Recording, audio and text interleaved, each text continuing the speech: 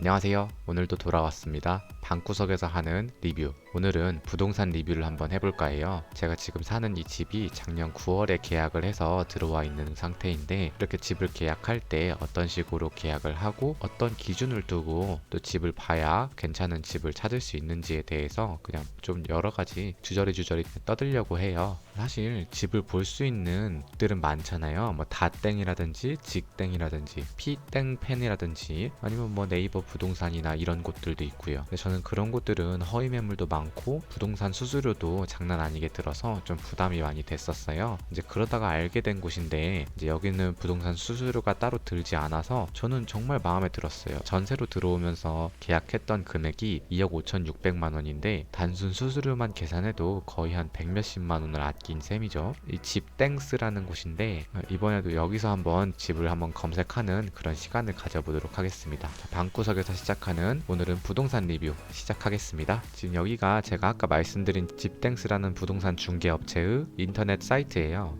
전체적으로 다땡이나 직땡같이 비슷한 인터페이스를 하고 있고, 대신 여기는 전부 직영 매물이라서 안타깝지만 직영하는 사업소가 없는 곳에서는 매물이 없어요. 아예 보시다시피 서울 경기권 중에서도 서울권에 대부분 몰려있고 그나마 수원에 조금 있는 걸 알 수 있죠. 그래서 사실 이쪽 권에서 알아보는 게 아닌 이상 직땡이나 다땡을 알아볼 수밖에 없는데, 저는 그냥 오늘 제가 구할 때 구했던 방법 그대로 한번 똑같은 방식으로 구해보고자 해요. 서울시로 들어가는 청년인 경우에는 7천만 원까지 서울시에서 전세 보증금 대출을 해줘요. 청년 임차 보증금이라 해서 서울시에서 지원해주는 저렴한 임차 보증금 지원 정책이라 보시면 돼요. 만 19세에서 39 이하 청년으로 근로를 하는 사회초년생들에게 좋은 혜택을 주는 그런 셈이죠. 서울시 관내의 주택이나 주거용 오피스텔이면 전부 해당이 되고 전월세 모두 융자를 해줘요. 본인의 소득이나 이런 조건 없이 저렴하게 융자를 해주는데, 사실 융자 최대 한도가 7천만 원이나 임차 보증금의 90%예요. 이렇게 되면은 작은 금액이기 때문에 사실 최대 한도는 7천만 원밖에 안 되는 거죠. 대신에 90%라는 큰 금액을 대출을 해주기 때문에 만약에 제가 보증금이 적다면 괜찮은 조건을 가지고 있다고 볼 수 있죠.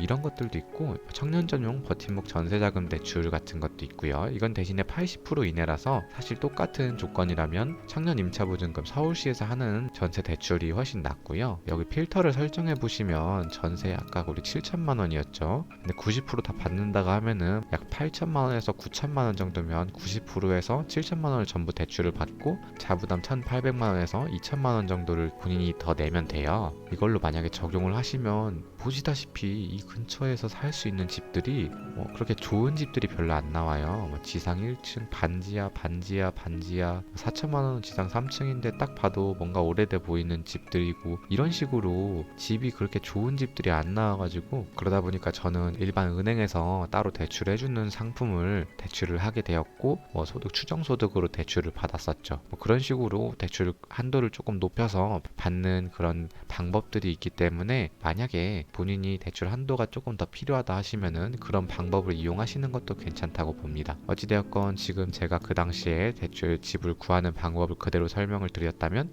그 당시에 쿠팡을 다닐 때라서 저는 이 장지동에 있는 서울 복합물류가 가야 하는 곳이었어요. 그러다 보니 저는 이 복합물류를 기준으로 이 근처로 집을 계약을 하고 싶었고, 차로 10분 정도 이내의 위치로만 저는 찾아봤어요. 제 그 전엔 다산에서 왕복을 했는데 출퇴근 시간이 멀다 보면은 본인의 삶의 질도 떨어지고 집에 가면서 조는 경우가 되게 많더라고요. 이제 이러다가 사고 나가지고 큰일 한번 나겠구나 이런 생각을 막 많이 해가지고, 저 같은 경우는 무조건 서울로 들어와야겠다는 생각을 했었고, 7천만 원에서 9천만 원 사이 저 청년 임차보증금 대출 지원을 받아보려고 했더니 너무 집이 집 같지가 않은 거예요. 근데 전에 원룸 살던 곳은 방음이 하나도 안 돼가지고 진짜 저는 괴로웠거든요. 옆집에서 떠드는 소리, 밑에 집에서 자기 여자친구 불러오는 소리, 뭐 파티하는 소리 다 들려가지고 진짜 너무 불행했던 기억이 있어요. 이제 그래서 저는 그래도 집다운 집을 계약하자 이렇게 생각을 했었어요. 그래서 반지하나 이런 데는 삶의 질이 너무 떨어지고 적어도 지상층에 있는 뭐 돈은 따로 대출을 더 받아서 내더라도 적어도 지상층에 있는 제대로 된 건물 이런 기준을 세워서 했었죠. 만약에 지금 이 영상을 보시는 분이 그런 부동산을 계약을 하겠다는 생각을 하고 계신다면 어디로 갈지 그리고 금액을 어느 정도로 설정할지 그리고 본인이 정말 어떤 거를 중점을 두는지 뭐 예를 들어서 지금 저같이 사람이 살만한 집 혹은 뭐 그냥 저렴한 집 이런 중점을 기준으로 두고 알아보시면 조금 더 집을 편하게 알아보실 수 있습니다. 근데 저도 처음에는 무조건 가성비만 보고 들어가려고 했거든요. 근데 그 방음이 안 되는 집에서 너무나 불행했어요. 잠을 못 잤어요. 밤마다 아랫집 소리가 그렇게 벽을 타고 올라오더라고요. 이제 그런 것 때문에 저는 원룸에 대한 좀 안 좋은 경험이 있어서 오피스텔 위주로 알아보기도 했지만 어쨌든 원룸도 잘 알아보면 좋은 집들이 많거든요. 자재를 제대로 쓰는 집들이. 그런 건 사실 직접 가봐야 알 수 있는 거지만 사진을 통해서 어느 정도 걸을 수는 있어요. 여기 올라와 있는 것들은 아직 업데이트가 안 되고 그냥 그 부동산 중개인 분들이 쥐고 있는 것들이 있어요. 계약량이 많아요. 여기가 수수료가 빵원이다 보니 그래서 중개인 분들에게 연락을 직접 해서 알아보는 게 가장 좋지만 좀 부끄럽잖아요. 일단은 기본적으로 어떤 집이 어느 정도 있다 정도는 알아가야 되는 거잖아요. 방구석에서 하는 리뷰니까 이번에는 사진과 금액만 보고 판단하는 기본적인 그런 것만 같이 하도록 하겠습니다. 사실 월세로 설정하면 괜찮은 집들이 더 많아요. 근데 월세 보시면 아시겠지만 이 송파 쪽이 진짜 금액이 말이 안 되게 비싸거든요. 이 월세로 보면 참 집들이 많이 보이긴 하지만 금액이 너무 비싸요. 이런 단기 그런 거를 제외하더라도 일반적인 집들이 못해도 50만 원부터 시작을 하거든요. 진짜 조그만하잖아요. 지금 보시면 아시겠지만 방에 그냥 완전 이거는 고시원이나 다름없는 크기가 1000만 원에 50만 원이에요. 1년에 600만 원이라는 돈을 내는 건데 만약에 전세를 들어간다면 전세 지금 이율이 아무리 높아도 2.5% 아래거든요. 요새 금리가 좀 낮아가지고 만약에 본인이 2억을 대출을 받고 나머지는 본인 자부담을 한다 치더라도 2억을 대출 받으면 2.5%를 했을 때 연간 500만 원의 이자가 나가요. 그럼 아까 지금 50만 원짜리 원룸에 거주를 하느니 이거를 이자로 내시면 전세로 2억 집이면 어느 정도 집이냐면요. 딱 2억으로 맞춰서 집을 볼게요. 본인의 돈이 조금 더 들어가긴 하지만 비슷한 기준의 집들을 볼 때 1.5룸을 들어갈 수가 있어요. 2억이면 아까 그것보다 이건 지금 좀 짐들이 많아서 그렇지만 아까 그 집보다 훨씬 큰데 훨씬 더 저렴하게 들어갈 수 있는 거죠.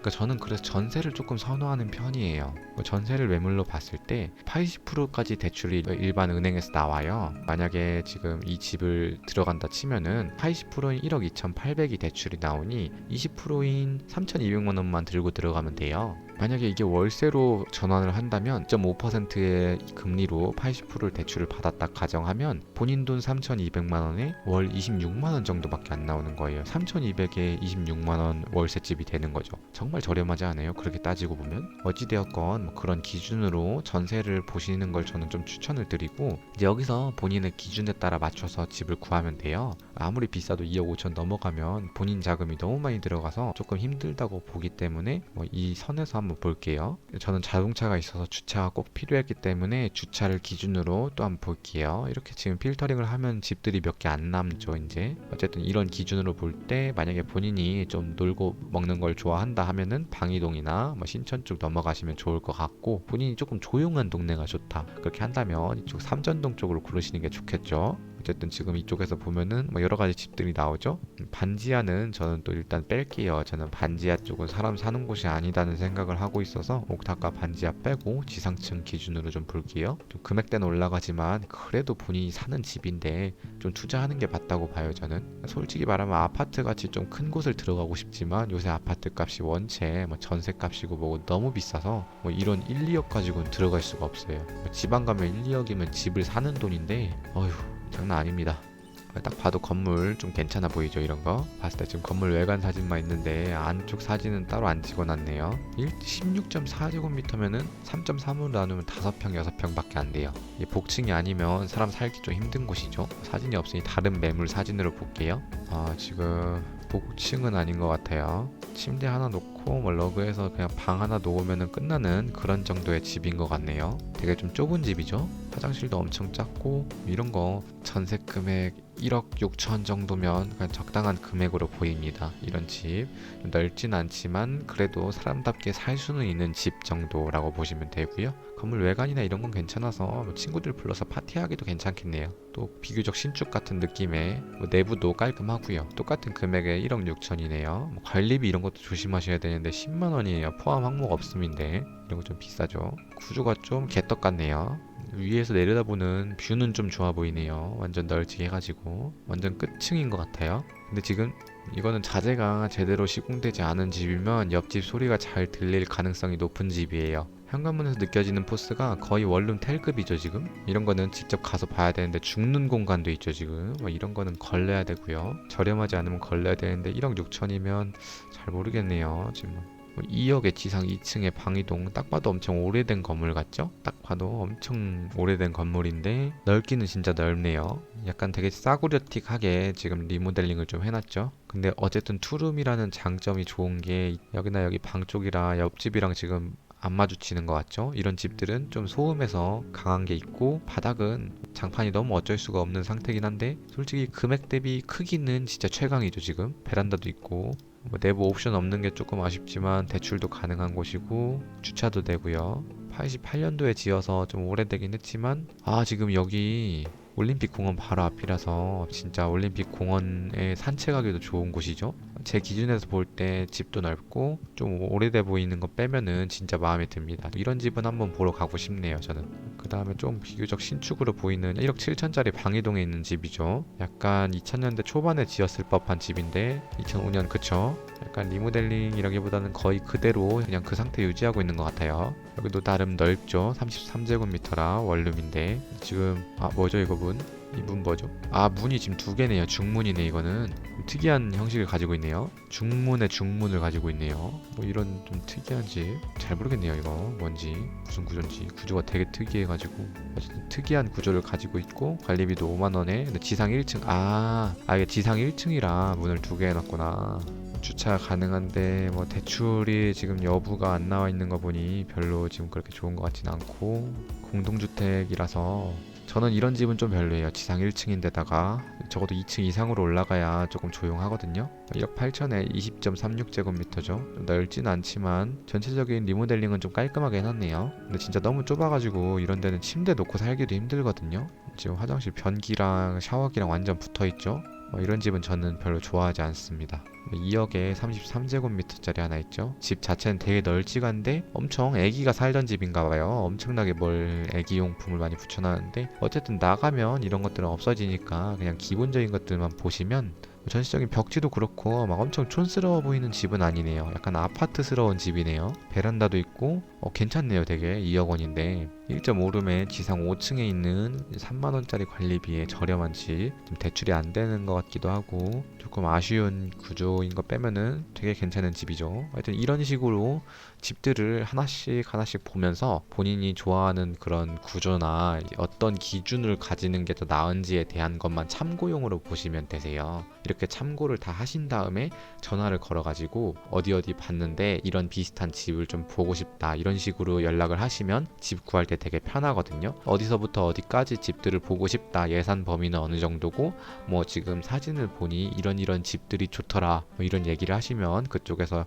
여러 개를 준비해서 한번 가실 때 한꺼번에 쭉 보시고 계약합시다. 아니면 저는 좀 별로네요. 좀 더 알아보겠습니다 하시면 되세요. 어쨌든 다들 아시는 내용이겠지만 저는 그렇게 생각을 하고 있고 오늘 방구석에서 진행하는 부동산 리뷰는 여기서 마치도록 하겠습니다. 오늘도 늦은 시간 방구석 리뷰를 봐주셔서 감사합니다. 좋은 하루 되세요.